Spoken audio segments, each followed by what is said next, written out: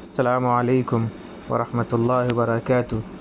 ہمارے YouTube channel کے ذریعے آن لائن عربی لکھنا، پڑھنا، بولنا سیکھیں۔ مثلا نحو، صرف، ترکیب، انشاء، ترجمہ قرآن، حدیث اور اگر ویسے پڑھنا چاہیں تو ہم آن لائن بھی کلاسز اٹینڈ کرتے ہیں، آپ حضرات اس سے فائدہ اٹھائیں۔ اس سے پہلے کے سبق میں آپ نے اس میں اشارہ کے بارے میں کچھ ضروری باتیں سنی ہوں گی۔ آج کے سبق میں ہم جانیں گے تثنیہ کسے کہتے ہیں اور اس کا اعراب کیا ہے، حالت رفعی میں کیا اعراب ہوگا، حالت نصبی اور جری کا اعراب جانیں گے۔ بسم اللہ الرحمن الرحیم۔ تثنیہ کا بیان۔ تثنیہ وہ اسم ہے جو دو پر دلالت کرتا ہے، یعنی دو لوگوں کے بارے میں بتائے گا۔ تثنیہ بنانے کا قاعدہ یہ ہے کہ واحد کے آخر میں حالت رفعی میں الف ما قبل مفتوح اور نون مکسور، اور حالت نصبی و جری میں یا ما قبل مفتوح اور نون مکسور پڑھا جائے۔ یعنی حالت رفعی یعنی پیش والی حالت، ایسا لفظ ہو جس کے آخر میں پیش آ رہا ہو تو اس کو حالت رفعی کہتے ہیں، یعنی پیش کی حالت میں ہے۔ تو جب تثنیہ بنائیں گے کسی بھی اسم کو تو اس کے آخر میں اس کے آخری والے حرف کے بعد ایک الف بڑھائیں گے، اور الف کے بعد جو ہے نون بڑھائیں گے اور نون میں زیر دیں گے۔ تو ولدانی، تو دیکھیے دال کے بعد الف بڑھایا اور الف کے بعد نون، اور نون میں جو ہے زیر دیا، یہ حالت رفعی ہو گیا۔ حالت نصبی اور جری، نصب کہتے ہیں زبر والی حالت کو اور جر کہتے ہیں زیر کو۔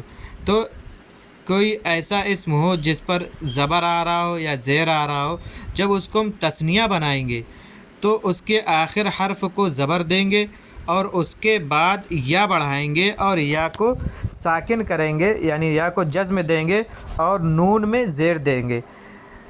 یعنی حالت نصبی اور جری، یعنی نصب اور جر کی حالت میں دونوں یکساں آئے گا، چاہے وہ حالت نصبی میں ہو چاہے حالت جری ہو۔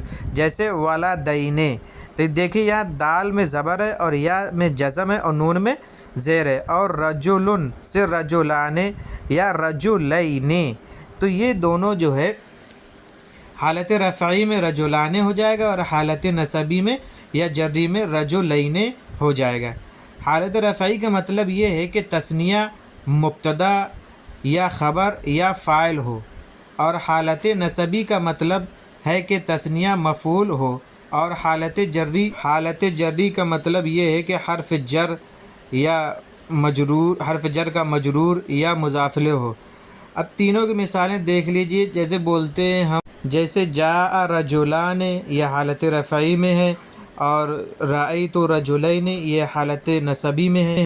مررت بالرجلین یہ حالت جری میں، کیونکہ با حرف جر آ رہا ہے رجل میں، جو اس کو جو ہے یا سے پہلے زبر اور یا ساکن اور نون میں زیر لا رہا ہے۔ تو اس طرح یہ تینوں حالتوں میں آتا ہے، حالت نصبی، جری اور رفعی۔ اسی کے ساتھ یہ بھی ذہن میں رکھیں کہ ھذا کا تثنیہ ھذانے، اور ھذہ کا تثنیہ ھاتانے، ذالکا کا تثنیہ ذالکا، اور تلکا کا تثنیہ تانکا آتا ہے۔ اور حالت نصبی و جری میں ھذانے سے ھذینے اور ھاتانے سے ھاتینے ہو جاتا ہے۔ اسی طریقے سے ذالکا کا ذانیکا اور تانکا کا تینیکا ہو جاتا ہے۔ یہ تمہیدی باتیں جاننے کے بعد تثنیہ کے استعمال کے قواعد سنیے۔ قاعدہ نمبر 1، اگر مشار الیہ تثنیہ ہو، یعنی اسم اشارہ کے بعد والا لفظ اگر وہ تثنیہ ہو تو اسم اشارہ بھی تثنیہ ہوگا۔ مثلا رجلان، رجل کا تثنیہ رجلانے ہے اور رجلانے تثنیہ ہے، اس وجہ سے رجل کی وجہ سے ھذا نہیں لائیں گے بلکہ رجلانے کی وجہ سے ھذانے لائیں گے۔ اگر مشار الیہ تثنیہ مذکر ہو تو اسم اشارہ تثنیہ مذکر، اور مشار الیہ تثنیہ مؤنث ہو تو اسم اشارہ بھی تثنیہ مؤنث ہوگا۔ ظاہر سی بات ہے، اگر مذکر ہے تو اس کے لیے مذکر ہی لائیں گے، اگر مؤنث ہے تو مؤنث ہی لائیں گے۔ جیسے ھذہ کرسیتان، اور ہادہ رجولان وغیرہ۔ قاعدہ نمبر 3، اگر مشار الیہ پر الف لام داخل نہیں ہے تو اس کے ترجمے کے آخر میں لفظ ہے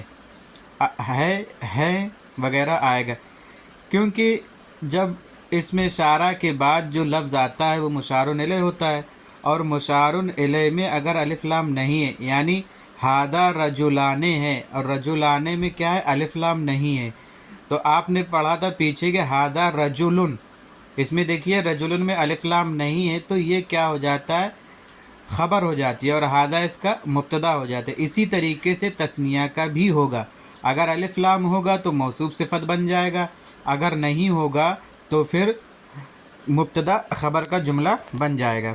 تو اب مبتدا خبر کا جملہ ہے تو اس میں ہے اور ہے واحد کے لیے آتا ہے، اور ہیں جمع اور تثنیہ کے لیے آتا ہے۔ ایسی صورت میں اس میں اشارہ مبتدا ہو جائے گا اور مشار الیہ خبر ہوگا، جیسے ہادان ولدان، یہ دونوں لڑکے ہیں، اور اگر الف لام ہو تو لفظ ہے اور ہیں وغیرہ نہیں آئے گا۔ ایسی صورت میں اسم اشارہ اور مشار الیہ دونوں مل کر مبتدا ہوں گے اور خبر کے لیے کوئی دوسرا لفظ ذکر کرنا پڑے گا جس کا بیان آگے آئے گا، کیونکہ اس میں اشارہ کے بعد جو ہے الولدان جو آ رہا ہے یہ موصوف صفت مل کر یہ مبتدا ہو جاتا ہے، اور جب مبتدا ہو گئے تو اس کی خبر لانا پڑے گی، جیسے ہادان الولدان، یہ دونوں لڑکے، اب اس کی خبر لانا پڑے گی ہمیں، جیسا کہ آئندہ آئے گا۔